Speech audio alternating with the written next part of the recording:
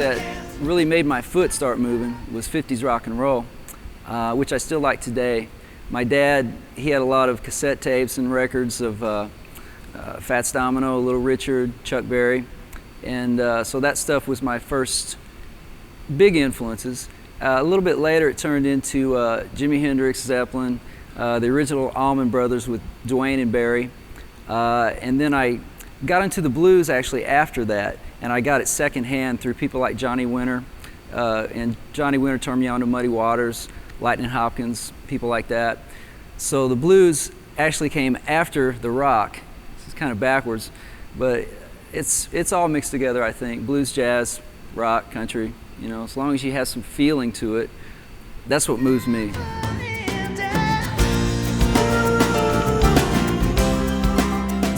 In Toto, there's a lot of musicians, there's a lot of things going on at the same time. My background, actually, I played with a lot of three-piece bands, so it was quite an adjustment to come do this. I was used to making as much noise as I could with the guitars, you know, a lot of percussiveness with my hands to fill up the holes. Well, there are no holes in this band. Everybody's playing, and so you have to choose what you want to do wisely. You have to paint a picture. Whereas in a three-piece band, everybody's just bashing and crashing and trying to fill up. So it was a big transition to learn how to do that and not make grace notes with the guitar and just feel a part, play a part. So it was a big challenge, and I'm learning how to do it still. Plus, learning how to sing. I never was really interested in singing. The only reason that I did sing was because no one else would in my bands, you know. And in Toto, the first focus was my voice. And I've learned a lot about phrasing. It's helped my singing drastically because I never was interested in it before Toto. The guitar playing, when I first got with the band, they didn't know I played guitar. So it was very cool that Steve lets me put a guitar on and play along, because if I just had to stand here and sing, I wouldn't know what to do with myself. I don't dance. You wouldn't want to see me dance.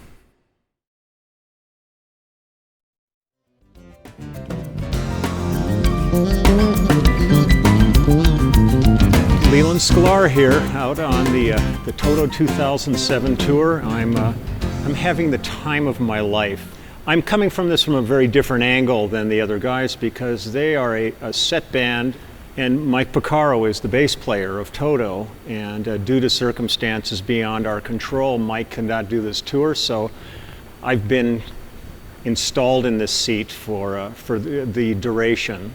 I can't tell you how grateful I am to be doing this. These guys are dear old friends of mine, and the opportunity to experience them on this level is something that I never anticipated. I've known Steve since he was 19 years old. I still don't understand him. I don't think it'll ever happen. And that's one of the blessings of Steve, is he's elusive, evasive, and not pathetic, but it leans in that direction at times. To occupy the stage, though, has really been a fantastic experience. I kind of find myself standing up here every night, looking around, and I'm just relishing in the gift that these guys bring to the table. It's a most unique band as far as I'm concerned, where we live in a world of this kind of adulation of classic rock. And I really can't think of many other bands that aren't resting on past laurels but are still growing and developing. And that's, to me, is one of the real special things about Toto, is the fact that they're working on new albums, new music. When they come out on the road, it's a new adventure rather than a classic rock band that's playing songs that are 30 years removed and people long to hear, but they're still just living with that. So it's been an interesting experience for me to assimilate into this and try to do justice. I was incredibly flattered by the fact that I was asked to come out with these guys.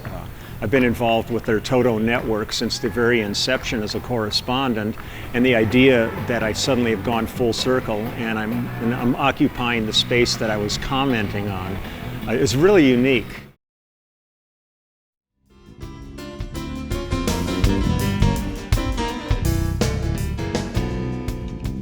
Hey, you know, in my career, I've had a million different blessings and countless of fantastic memories, and I've participated in some of the most incredible recorded events in music history. And I equate being in this band right up there with all of those special moments. I never saw this coming.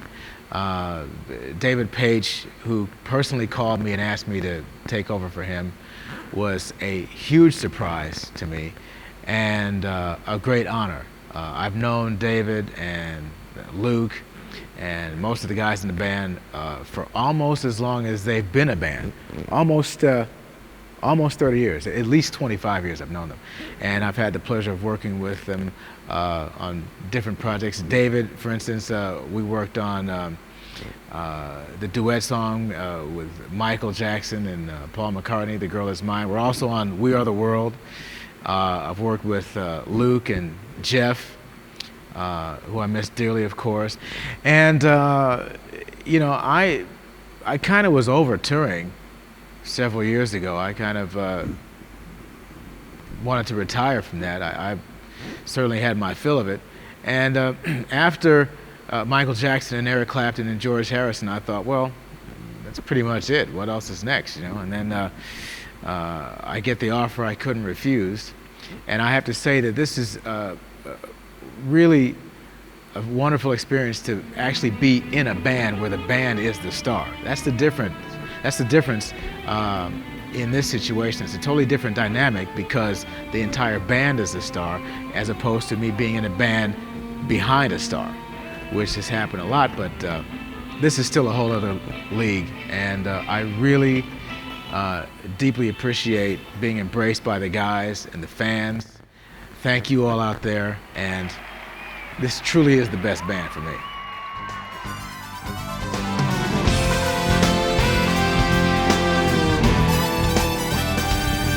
So here's what's happening. As you can see, I have the 4-keyboard rig that I designed, and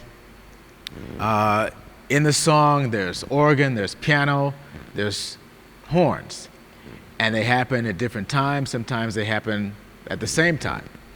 So we'll take it from the B section, the Not Quite a Year Since She Went Away part. So that's, I gotta have an organ and a piano.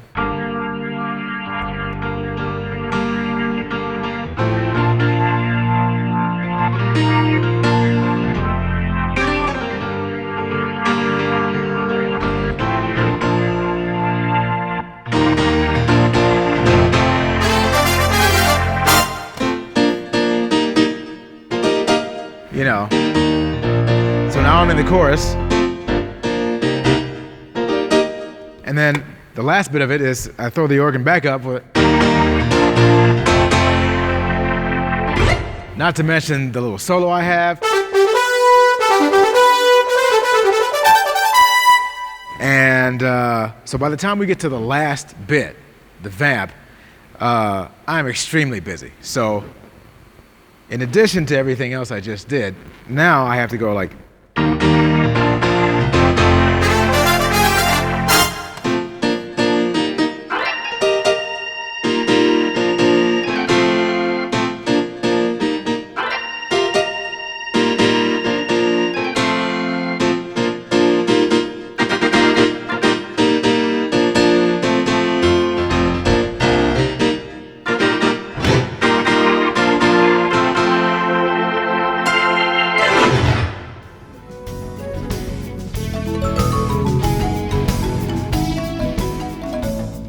Another fun bit of the show for me is Africa.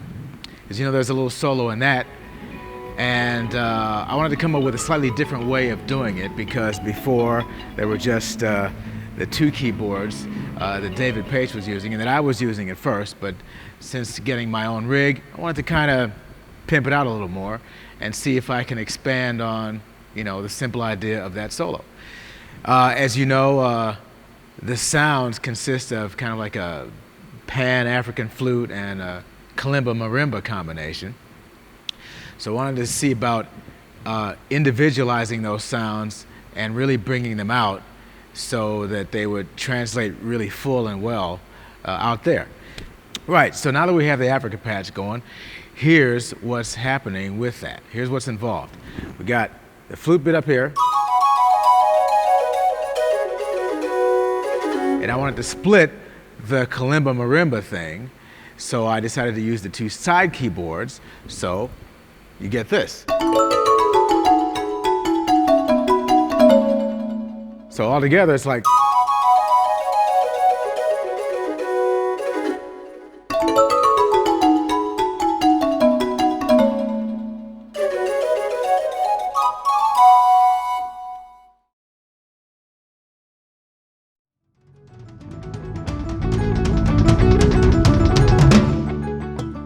What do I think about during a show? This is a curious question. I love just looking around the stage and just looking at everybody. I look at Greg a lot. For some reason, drums and keyboards, there's a real connection. I used to love staring at Page when he used to play, and he used to get kind of very insecure because he'd kind of look at me and go, oh, why is he looking at me? And this went on for years. And of course, if anybody does make a little mistake, I'm always on them. Because I don't know, it's just a kind of thing. I'm always looking at Luke, always looking at Bobby, Lee or Mike, always, take a little look. But funnily enough, the bass player, the person really rhythmically I'm closest to, I probably look at the least. Because to me, as long as that's happening, I don't really need to think about it. But yeah, I'm always looking over. Sometimes I try to take in as much of the show as possible. I look up at the screens and seeing what's going on there. And then all of a sudden, our LD makes a change and I see myself, but of course then we have a time thing and I have to look away. It's so weird. I look at the lights and then I look around at the audience. And sometimes it's amazing how many people you recognize. Fans that come night after night. They're just in a different place. But it's really cool, just kind of, I'm one of those players that I don't put my head down and play like I see a lot of musicians, a lot of drummers actually. I like to kind of look around and see what's happening. I just don't want to miss anything that might be something remarkable that would happen on stage or out front, or there's a lot of little things that maybe the audience don't ever get to see, and Luke turns around to me and is just cracking up because something went down, But sometimes I find it just stuns me where my thought process goes, where the brain goes.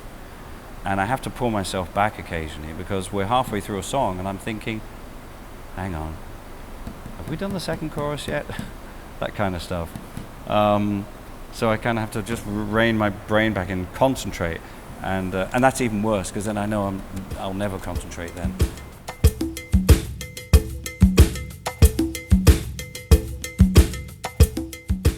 Over the years, as the band has played Africa, we've kind of approached it from a different perspective. And now what we do, we actually use a loop, so it's in a way more like the original, like the record, because it's the original record loop. But what I play is something a little bit different. And you'll see from that angle exactly what's going on.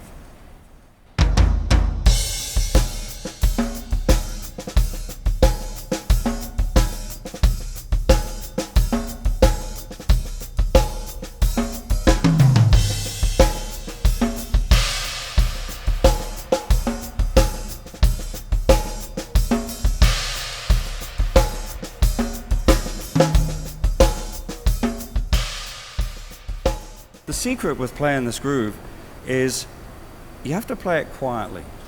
You don't want to play it too loud because the drums have to sit with the loop. The loop actually occupies almost the front end of the drum kit. I'm almost playing a supportive role to this. So you have to be very sensitive with this groove, and that way it just feels better and it kind of locks in with the loop and makes it more fun for everybody.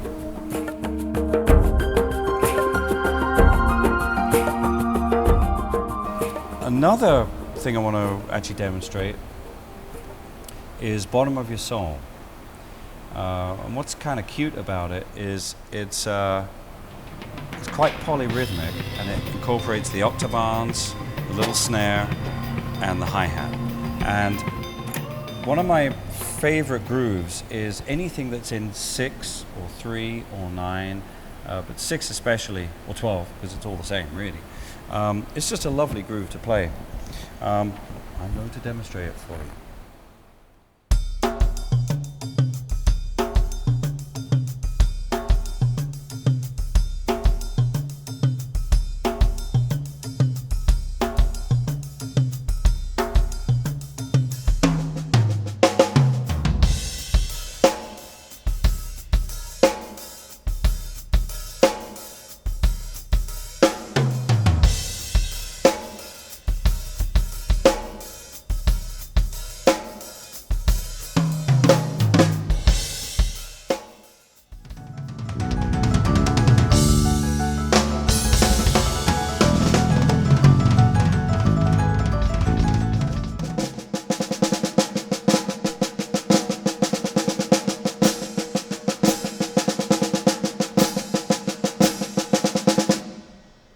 Most of the times I don't even think about it. I just kind of get to that spot where Greg's horn part finishes and I think, well, I guess it's time to play a solo now, you know?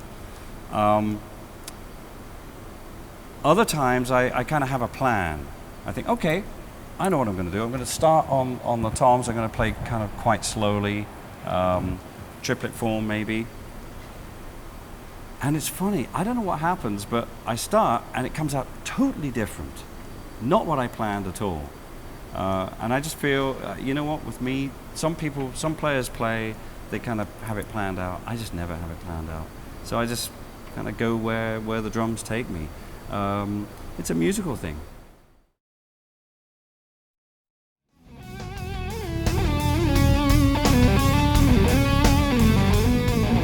Welcome to my world, man. All I can tell you is like, I'm very honored here to be able to do this for a living in the first place, which is a pretty cool job even after all these years. I'd like to show you some of my instruments that I'm very, very proud of. Some new ones and some old favorites that you may have seen before in various tours and whatnot, but I got a lot of new stuff this time. The Music Man Dargy Delight, which is a rare guitar. You can see it here.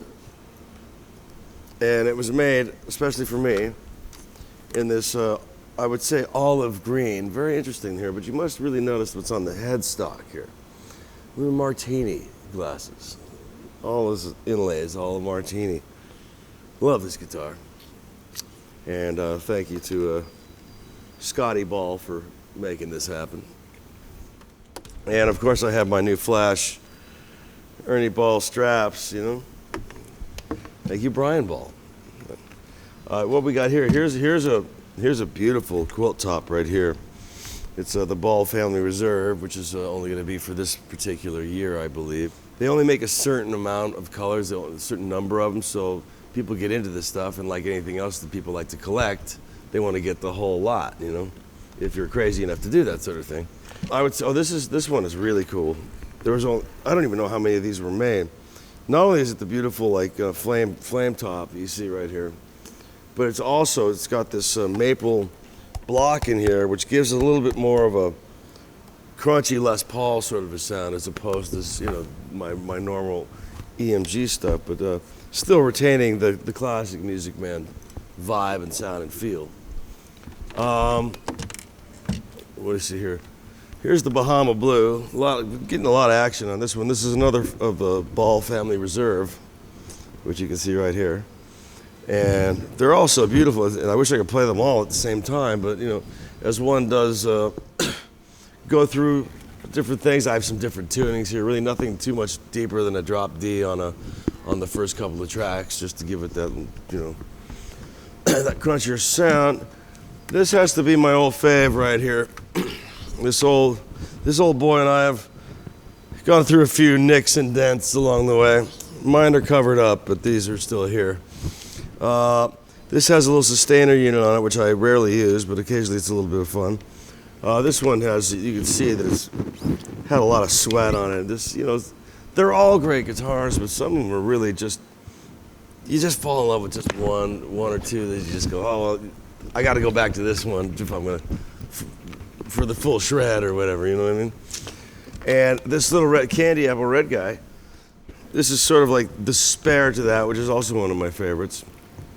I know Biff will be pissed off, but sometimes I put a smoke up here and it's got a little burn mark on it, so it has a little personality.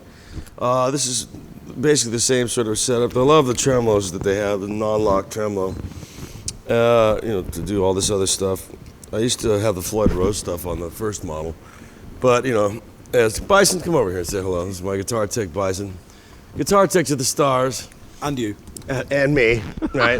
Which is not really in the same breath. And this man's a legend. Worked with Angus Young. Oh my God, the Genesis boys. I mean, go on and on. You give a little, Steve Lukather. Oh, yeah. Him. Well, that guy sucks. That guy.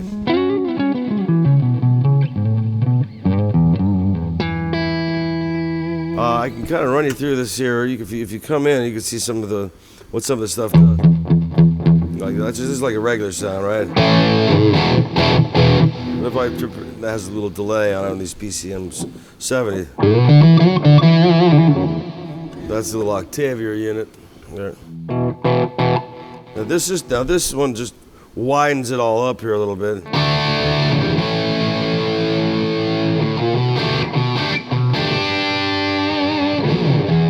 Very subtle in the way it just spreads it a little bit. It's almost like doubling your instrument like you would in the recording studio. Right here is that custom-made Boss unit that Bob Bradshaw made for me, which you can kind of hear. It's beautiful for like chord changes. I wouldn't necessarily use it with a crunch sound, but I'd use it for the cleaner.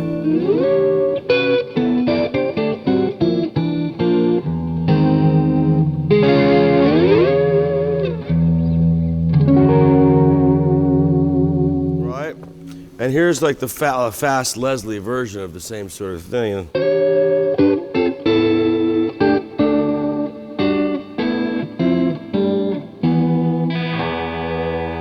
Using this stuff sparingly is really the key. You can overdo anything.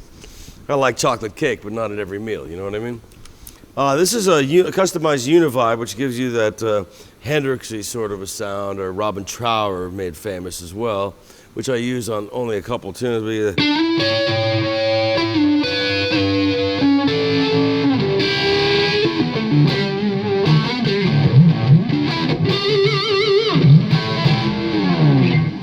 you can kind of dig where that's at. And this is the full shred. This here used in conjunction with this really cool pedal that the Radial people made for me. Radial tone bone. You didn't see the back of the rack, but it's in there. It's very apparent. It really gives you the sustain from hell,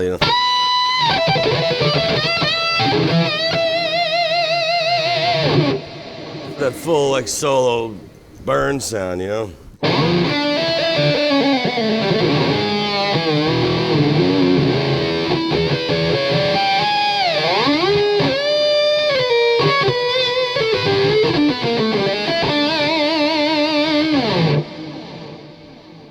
And this is a volume pedal, and I have this wah-wah pedal thing.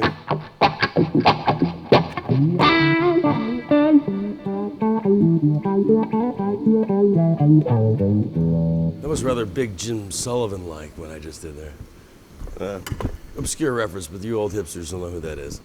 Anyway, and a chromatic tuner. Bang zoom, that's pretty much it.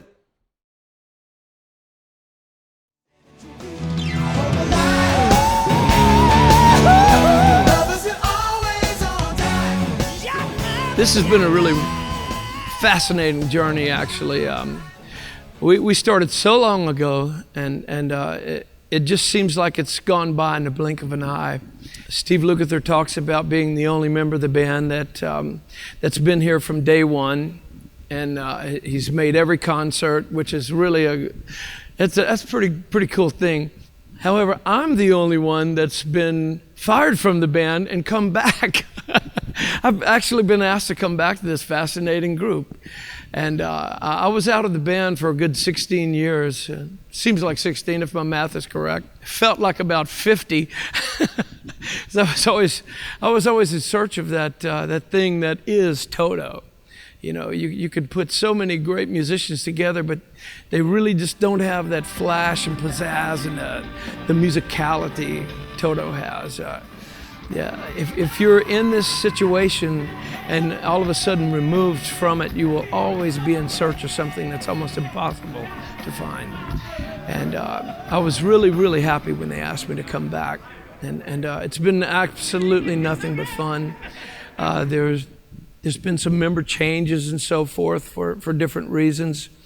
And God bless Jeff Picoro's soul, but they couldn't have found a better drummer than Simon Phillips, who I had been talking with about getting a solo band together right before that happened.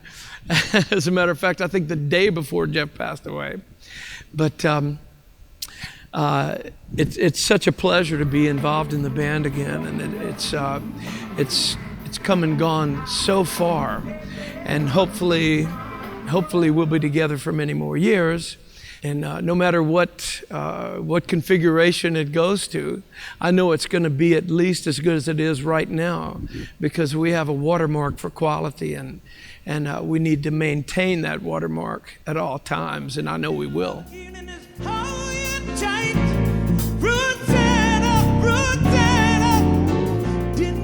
I was playing with the band in Nashville, Tennessee, and the stage was slightly smaller in Nashville, and they propped up the monitors so that they would be at the correct angle. And we were playing Tale of a Man, which was our last encore song.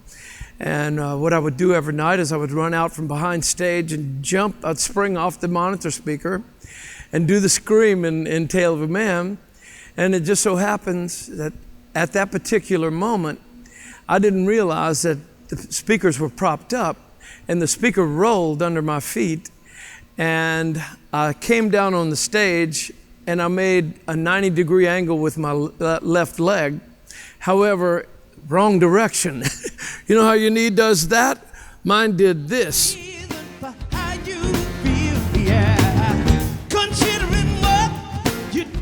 were nominated as a group for 9 Grammys altogether. And we ended up taking 6 of those. Steve Lukather took 1, and as a band, that meant 7 Grammys for us. I was thinking, wow, I won't even have to get up. You know, we got 9 nominations, and I think the point spread is too vast, so we probably won't win any of them. You know, we won't get any votes because we got so many nominations. That's like winning itself. But ended up having to get up and go up on stage 6 times on very, very wobbly left leg. But it was like being in heaven. Thank God I had that whole glass of vodka before we got there.